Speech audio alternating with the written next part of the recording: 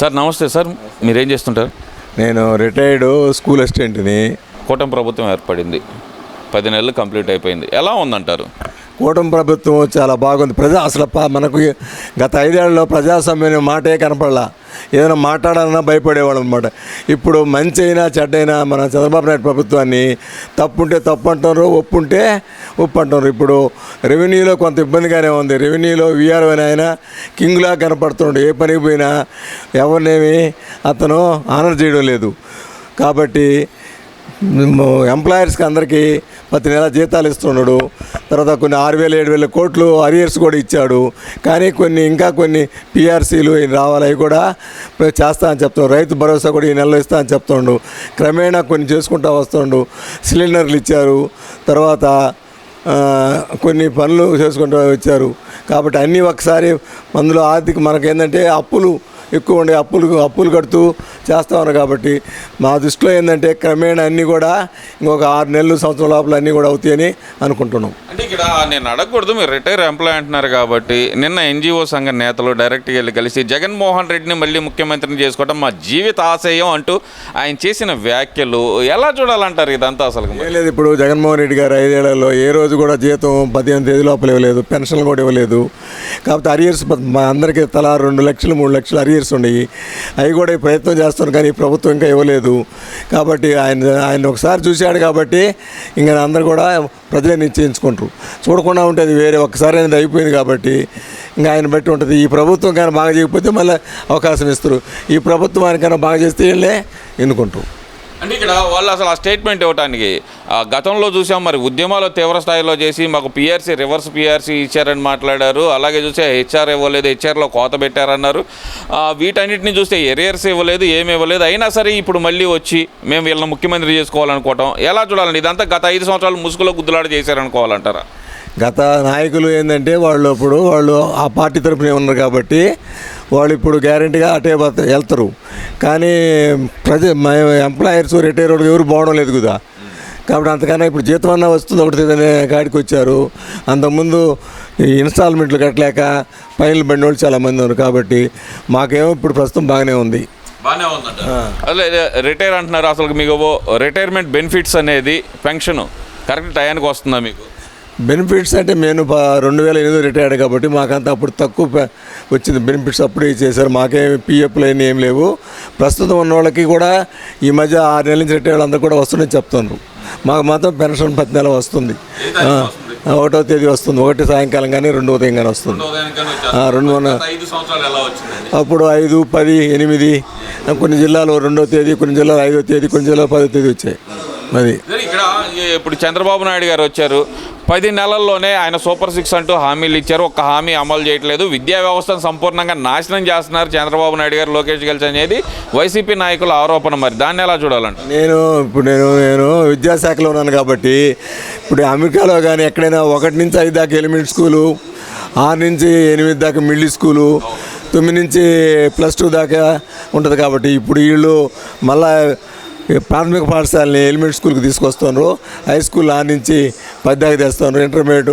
కాబట్టి విద్యా వ్యవస్థ బాగుంది. బళ్ళు కూడా అన్ని పిల్లలని అందులో డిఎస్సి పెట్టారు. ఇప్పుడు 16,000 పోస్టులు ఇస్తున్నారు. కాబట్టి విద్యా వ్యవస్థ బాగుంది. ఎవరు కూడా విద్యా వ్యవస్థ గురించి ఉపాధ్యాయులు ఏమీ బాధపడడం లేదు. ఈ నెలలోనే పై నెలలోనో కొత్త ఉద్యోగాలు ఇస్తున్నారు. కాబట్టి బాగానే ఉంది. మరి గతంలో చూస్తే కనుక ఇప్పుడు మాట్లాడుతున్నారు 26,000 పోస్టులు ఖాళీ ఉంటే కనుక 16,000 ఇచ్చారన్నారు మరి వైసీపీ నాయకులు. మరి గతంలో 8,000 పోస్టులు ఉన్నాయి అని చెప్పి 2023 ఫిబ్రవరిలో ఇదే వైసీపీ నాయకులు ప్రకటించారు. మరి ఎలా చూడాలంటే ఇది ద్వంద్వ ఏకరిని? మరి 26,000 పోస్టులు ఉన్నాయని ఇప్పుడు చెబుతున్నాళ్ళు, అప్పుడు 8,000 ప్రకటించడానికి గల కారణం ఏంటి? అప్పుడు వాళ్ళకి గవర్నమెంట్ ఫిలప్ చేయలేక తక్కువ చూపించారు. ఇప్పుడు వాళ్ళ ప్రభుత్వం లేదు కాబట్టి ఎక్కువ నేను చెప్తున్నారు. వీళ్ళు 16,000 ఇస్తున్నారు. 5 ఏళ్ళు ఒక్క డిఎస్సి కూడా ఇవ్వలేదు కదా గత ప్రభుత్వం. ఇప్పుడు ఏదో వచ్చే 10 నెలల లోపలే ఒక ప్రభుత్వం డిఎస్సి ఇస్తుంది, త్వరలోనే చూస్తాము. కాబట్టి మాకు బాగుందని అంటున్నారు. ఉపాధ్యాయులు అందరూ బాగానే ఉందని చెప్తున్నారు. సార్ ఇక్కడంతా ఒక ఎత్తు అయితే కనుక సూపర్ 6 అంటూ ప్రభుత్వం మోసం చేస్తుంది, పేదలను నిరుపేదలు చేస్తుంది. ఇంకా చూస్తే కనుక తల్లికి వందనం అంటూ పిల్లాడికి ఇవ్వాల్సిన 15,000 కూడా ఇవ్వకుండా వాళ్ళ విద్యార్థి జీవితాన్ని నాశనం చేస్తుంది కూటమి ప్రభుత్వం అంటున్నారు. దాంతో ఏకీభవిస్తారా మీరు? లేదు అంటే ప్రస్తుతం మేము అప్పులో ఉంది ప్రభుత్వం చెప్తుండు కాబట్టి ఒక్కొక్కటి చేసుకుంటూ వస్తుంది. ఇప్పుడు సిలిండర్ ఇచ్చారు, తర్వాత బస్సు ఏదో చూస్తున్నారు లేడీస్కి.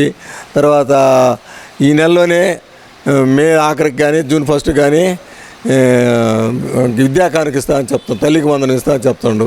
తర్వాత రైతులకి రైతు భరోసా కూడా ఇస్తామని చెప్తున్నారు. కాబట్టి ఒకటి చేసుకుంటా వస్తామని చెప్తున్నారు, వాళ్ళు ఏమి చేయలేదంటున్నారు. ప్రజలే గమనిస్తారు. బాగా చేస్తే మళ్ళీ ప్రభుత్వాన్ని గెలిపిస్తారు, బాగా చేయకపోతే మళ్ళీ వేరే ప్రభుత్వాన్ని గెలిపిస్తారు. అదే తేడా. అంటే ఈ జగన్మోహన్ రెడ్డి మాత్రం చాలా ధీమాగా ఉన్నారు సార్. ఆయన చెప్తుంది ఏంటంటే 2 సంవత్సరాలు కళ్ళు మూసుకోండి, మళ్ళీ మనం అధికారంలోకి వస్తాం, జగన్మోహన్ రెడ్డి 2.0 చూపిస్తాను నేను ఈసారి అంటున్నారు. ఎలా చూడాలంటారు దీన్ని? ప్రతి ఒక్కరు కూడా ఓడిపోయిన వాళ్ళు గెలిచిన వాళ్ళు కూడా మేము అందరం గెలుస్తామని పోతారు ఎలక్షన్కి. అందరూ గెలవరు కాబట్టి ప్రజలే నిర్ణయిస్తారు ఈ విషయం. భారతదేశంలో నిన్న జరిగిన ఆపరేషన్ సింధూర్ ఎలా చూడాలంటారు అసలు దీన్ని? ఆపరేషన్ సింధూరు చాలా సక్సెస్గా జరిగింది. తర్వాత దీనికి మెయిన్ కూడా సింధూర్ అనేది అంటే రక్తం అన్నమాట. మన పౌరులని కాశ్మీర్లో చంపారు వాళ్ళు, కాబట్టి రక్తం చిందించారు. కాబట్టి మన ప్రధానమంత్రి దీన్ని కూడా సింధూర అనే పేరు పెట్టారు. సింధూరం అంటే ఏంది? రక్తంతో ఉన్న ఎర్రదనం అని. పోతే దీన్ని ఆపరేషన్ చేసిన పైలట్లు కూడా ఇద్దరు కూడా లేడీసు. వాళ్ళే చాలా, ఒకరు గుజరాత్ వాళ్ళు, ఒకరు ఒరిస్సా వాళ్ళు, ఇద్దరు కలిసి చాలా బాగా చేశారు. వాళ్ళని దానికి 24 గంటల లోపల కొన్ని 20 స్థావరాలని పడగొట్టారు. కాబట్టి చాలా మంచి పేరు వచ్చింది. కానీ వాళ్ళు మాత్రం మన పౌరుల్ని బార్డర్లో ఉన్న వాళ్ళని అనవసరంగా చంపుతా ఉన్నారు. కాబట్టి తర్వాత రోజు కూడా ఏం చెప్పారంటే మన ప్రధానమంత్రి వాళ్ళు కానీ మరుసటి రోజు కానీ మన మీద కానీ వస్తే పూర్తిగా యుద్ధం ప్రకటిస్తామని చెప్పారు. కాబట్టి రాత్రి మళ్ళీ పాకిస్తాన్ వాళ్ళు ఏం చేయలేదు. కాబట్టి ఇప్పుడు ప్రస్తుతం ఆగి ఉంది. వాళ్ళ చర్యని బట్టి మన చర్యలు ఉంటాయి.